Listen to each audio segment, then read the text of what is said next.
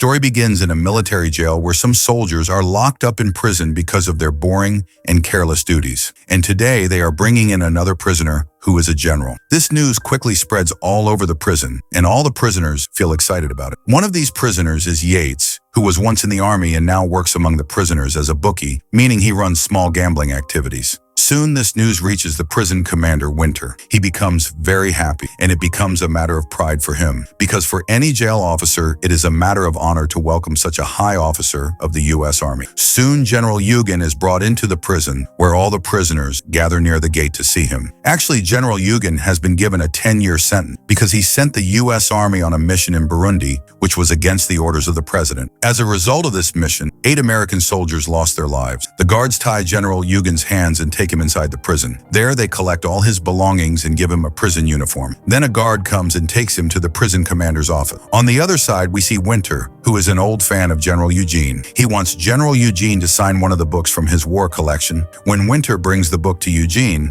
at that moment, General Eugene is talking to a prison guard against Winter. In this conversation, Eugene criticizes Winter's military artifact collection related to wars. He says that real battlefield veterans never keep such things because these only remind them of the pain and sad moments of war. But they didn't know that Winter was secretly listening to everything they said. After hearing this, Winter feels heartbroken and throws his book back near the rest of his books. After that, Winter comes to General Eugene with a smile on his face to welcome him, but inside, that conversation still hurts him. However, he acts like nothing happened in front of Eugene. Then as General Eugene is leaving Winter's office, a prisoner named Aguilar salutes him, but Colonel Winter immediately scolds him and says that Eugene is now just a prisoner, not a general, so it is forbidden to salute him. After that, a guard takes General Eugene to his cell. But on the way, Eugene notices a prisoner being taken away by some soldiers with his hands tied. Eugene feels a little fear in his heart, but still continues walking toward his cell. On the other side, all the prisoners' eyes are on General Eugene. Then the guard locks him in the cell and leaves. But Eugene feels very bad because the prison cell is so small that he can touch both walls with his hands. The next morning, when all the prisoners are let out into the open ground for their free time activities, a fight breaks out between 2 groups. Slowly, this fight causes chaos all over the prison. Winter is watching everything from above, but he does not give any order to stop them. On the other side, General Eugene sees this scene and notices that the guards are present there, but they are not moving forward to stop the fight. After some time, Winter finally gives the order to the guard to sound the warning alarm. The guard quickly sounds the alarm, and all the prisoners lie down on the ground. After that, the guards arrest those who were fighting and take them back to their cells. After this whole event, Colonel Winter leaves from there and gives work to all the prisoners. Eugene is busy washing clothes, but as soon as he finishes his work and goes for lunch, he sees Aguilar working outside. But a strong prisoner argues with Aguilar, saying that he is not doing his work properly. Eugene quietly watches all of this, but does not step forward and goes to eat his lunch. While all the prisoners are eating lunch, some of them come and sit near General Eugene. They complain to him that Colonel Winter and his guards have not only done cruelty to them, but also that due to rubber bullets, some of their fellow prisoners have even died. They came to General Eugene with hope, thinking that maybe he could take their complaints to the government because he was a famous and respected soldier who might still have some influence in the government. But Eugene clearly tells them that he only wants to complete his sentence and will not interfere in any political or prison matters. He ends by saying that he is just a prisoner here and doesn't represent anyone. Then he gets up and leaves, which makes the other prisoners feel disappointed in him. After that, in the jail, we see Yates collecting bet money from the prisoners. Then he reaches near General Eugene's cell, where Eugene is busy reading. At that moment, Yates says to General Eugene that he had seen him in the White House during his childhood with his father when they were honoring retired soldiers. General Eugene does not care at all about what Yates says and goes back to his reading. Sometime later, when the prisoners are back in the prison yard, Aguilar comes again to General Eugene and salutes him. Eugene again explains to him that he is not a general here, just a prisoner. But in Aguilar's heart, he still has love and respect for Eugene. And for him, Eugene is still a legendary war hero. Then a light conversation happens between General Eugene and Aguilar, in which they talk about the emotions of protecting and respecting military history, especially the importance of a salute. They are talking casually, but they don't know that Winter and his guard are secretly watching them from above. Seeing this, Winter starts to feel fear in his heart about Eugene. He thinks that people in the prison still respect Eugene as a general, and if this continues, one day the whole prison might respect him instead of Winter. So he gives an order to his guard to punish Aguilar in a way that will scare the other prisoners from coming near Eugene. That evening, we see Aguilar standing in the rain, saluting in front of Winter's office. He has been ordered to stand in the prison yard for 24 hours straight.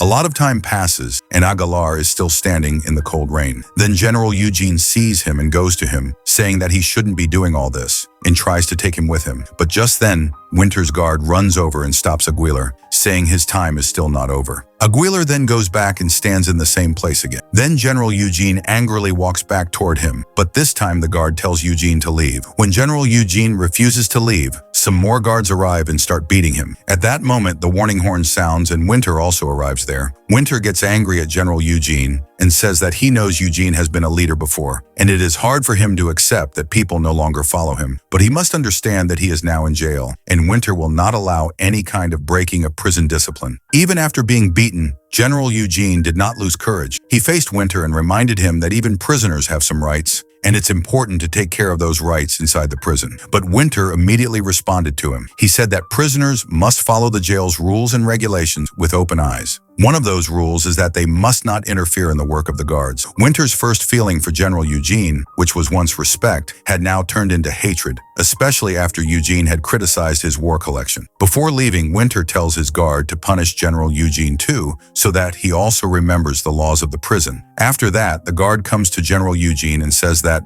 according to the prison rules, if any prisoner attacks a guard, they can be punished. And the punishment for General Eugene is to lift a heavy stone wall and move it to another place. The next morning, we see General Eugene, tired and working in the sun, moving stones from one place to another. At the same time, Yates and the other prisoners standing nearby make a bet among themselves, saying that General won't be able to move all the stones to the other side. But General Eugene is trying his best to move the stones with full effort. Winter and his guard are watching this entire scene from above. Just then, the doctor, who had earlier come to ask General for help, asked the guard for permission to let General take off his shirt so he doesn't sweat too much. The guard agrees, and General Eugene takes off his shirt. All the prisoners are shocked when they see Eugene's back because it has many scars from wounds he got during the war. One prisoner tells the others that General Eugene was once kept in prison in another country for 6 years. After 4 years, he was given a chance to return to his country, but he refused and chose to stay imprisoned with his soldiers for the full 6 years. Hearing all this, the other prisoners try to encourage and support General Eugene. When General is lifting the last stone, he falls to the ground. The doctor checks him and assures everyone that he is okay. General then gets up and places the last stone in its place. After that, he finishes moving all the stones from one place to another. But at that moment, Winter gives an order to his guard that as soon as General finishes his task, he should be locked up in a solitary confinement. Then after placing the last stone, the guard takes General Eugene and locks him in solitary confinement. The next morning, when the guard was taking General Eugene out of the solitary confinement room to bring him back to his cell, all the prisoners in the jail showed respect and honor to General Eugene because his truth and acceptance of his punishment happily was an example of a true soldier spirit. Then Yates, who was earlier just a bookie, came to General and gave him a pile of cigarettes as a gift, but General refused to take them, saying that he does not smoke cigarettes. Then Aguilar also came there, and General told him to share all these cigarettes among the prisoners in the jail. The next morning, General Eugene went to the prisoners who were building a wall under Winter's orders, so they would stay busy and not become lazy in jail. But General gave a new idea about this work. He said that instead of thinking of this wall as just a labor task, they should think of it as a castle wall, just like the old time, a castle's wall, which was a symbol of soldiers' courage and protection. General Eugene then told Aguilar to teach the other prisoners how to build a strong wall with stones and mortar, because Aguilar had told him that his father was a skilled mason. Then all the prisoners knocked down the wall again, and under General Eugene's guidance and leadership, started building the wall again, but this time stronger. When Winter found out about this, he thought that General Eugene was creating a new system in the jail, a situation that could become a threat to his authority. He feared that now the prisoners had started to support General Eugene, and they would respect his orders less. Because of this jealousy and pride, Winter ordered the jail guards to break down the wall that the prisoners had built. Then we see an armored vehicle come into the jail to break the wall that the prisoners had built. Suddenly, a siren sounds and all the prisoners lie down on the ground, except Aguilar, who stands in front of the vehicle. Then Winter orders to fire rubber bullets, which are usually non-lethal, not deadly. But this time, one hits Aguilar directly on the head, and Aguilar dies there. After all this, General Eugene feels very broken inside his cell because his idea led to the death of a man today. But he does not lose courage. The next morning, together with all the prisoners, he salutes Aguilar one last time with sorrow. Then General Eugene places Aguilar's soldier's chain among the stone. Sometime later, Winter comes to General Eugene's cell again and talks to him. He offers a small deal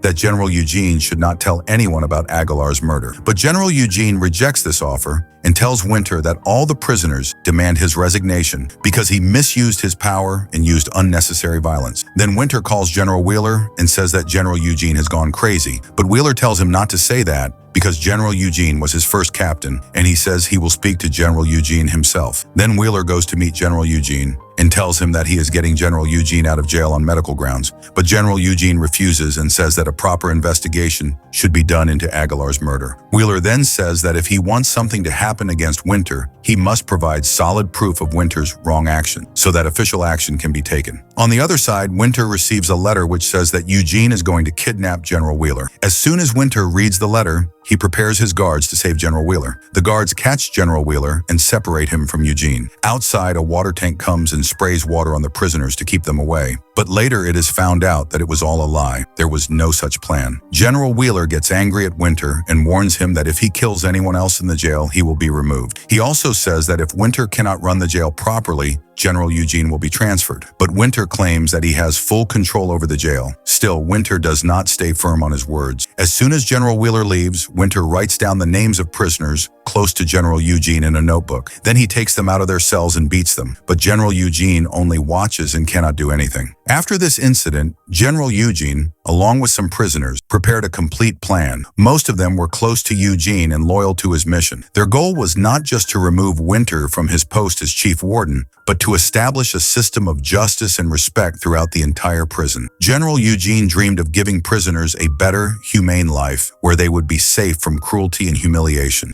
Among those prisoners was Yates. He had been part of the military before, and because of his military experience, could be a valuable ally for Eugene. At first, Yates showed interest in the plan and was quite enthusiastic, but within a few days, for some unknown reason or a personal decision, he decided to separate himself from General Eugene and his companions. Colonel Winter, who was closely monitoring Eugene's every move, quickly sensed Yates's change in behavior. Taking advantage of the opportunity, he called Yates to his office and offered him a deal. If Yates spied on General Eugene's plan and reported every move to the prison administration, his sentence would be reduced from 3 years to 3 months. Yates, possibly driven by anxiety, fear, or greed, saw his benefit in this offer and agreed to Winter's term. With this decision, not only did he turn against General Eugene, but also against the mission for a better system and the rights of the prisoners. Then General talks to the prisoners and tells them that they will take control of the jail. Yates is watching everything. General explains the plan to everyone, how they will take over the castle, the prison. Then General tells Yates that he knows Winter made him a spy, but says, "Don't become that bad of a man." The next day, Yates goes to Colonel Winter's office and says,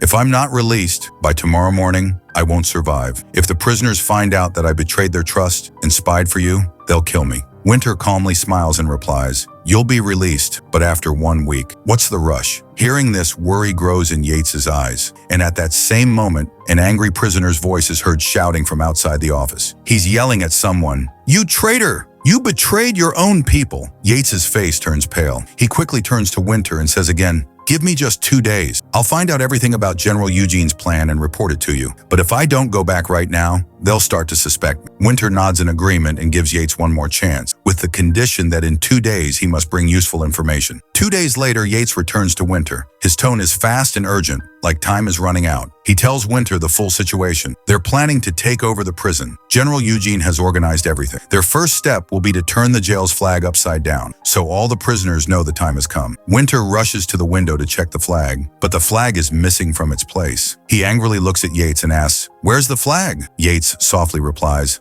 "I stole the flag." Hearing this, Winter loses all patience. He immediately calls the guards and orders, "Put him in solitary confinement. He's of no use to me now." Yates is dragged away, and for the first time, a hint of regret shows in his eyes. Or maybe he had realized that now he was no longer important to anyone. A short time after Yates was thrown into solitary confinement, Colonel Winter suddenly ordered a strict search of the prison. He told his guards to take all the prisoners out of the barracks and gather them in the yard so that they could be searched thoroughly. The missing flag, the one Yates had mentioned, had now become a serious concern. But all of this was actually part of General Eugene's plan. When the prisoners were taken to the yard, the guards searched every corner, but they couldn't find the flag anywhere. Warden Winter thought deeply and then became sure of one thing. This was a trick. General Eugene never wanted to just hide the flag. He wanted to distract us. He immediately ordered his guards, "Send everyone back to the barracks. Now, I want eyes on every move Eugene makes." But just as the guards started to rush back, some prisoners who were outside quickly locked the yard gates with chains so the guards couldn't get out. Meanwhile, inside the prison, some other prisoners quickly took control of the remaining guards and locked them inside the cells. Outside, the prison turned into a battlefield. The guards who were acting as snipers started shooting at the prisoner, while the prisoners tried to take cover and protect themselves. Some prisoners pulled out equipment they had secretly hidden between the rocks earlier for such a situation. They used this to set fire to the sniper tower.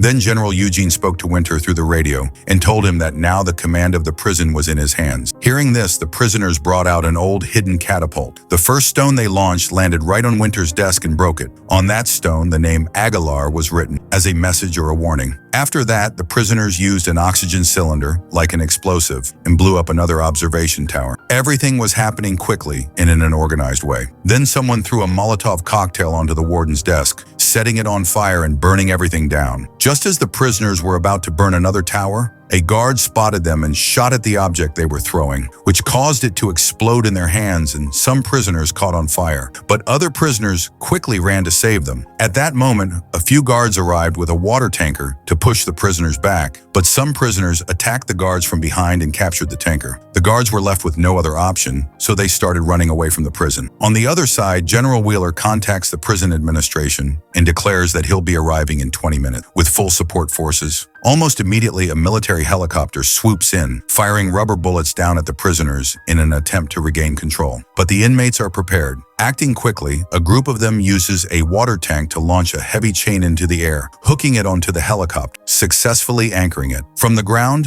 General Eugene gives a sharp nod to Yates, signaling him to move forward. Yates dashes toward the chain and begins to climb with urgency, but midway up, the chain snaps. Still, Yates doesn't give up. He pushes forward, gripping the broken length of chain and clawing his way up to the helicopter. Once aboard, he knocks out both guards inside with swift, precise blows and takes control of the aircraft. He brings the helicopter lower to the ground, where the inmates quickly drag the unconscious guards out and throw them down from the open doors. But Winter, watching from afar, shouts to his men, "Don't let them take off again." A guard fires multiple rounds at the chopper. Bullets slam into its side, but Yates escapes unscathed. With full control, he swings the helicopter around, aiming it directly at the guard tower. With fire in his eyes, he drives the aircraft into the tower, destroying it completely. The impact causes the helicopter to crash, bursting into flames on the ground. Seeing this, General Eugene sprints toward the wreckage, charging into the fire to pull Yates out. Just as he drags him clear, the helicopter explodes behind them,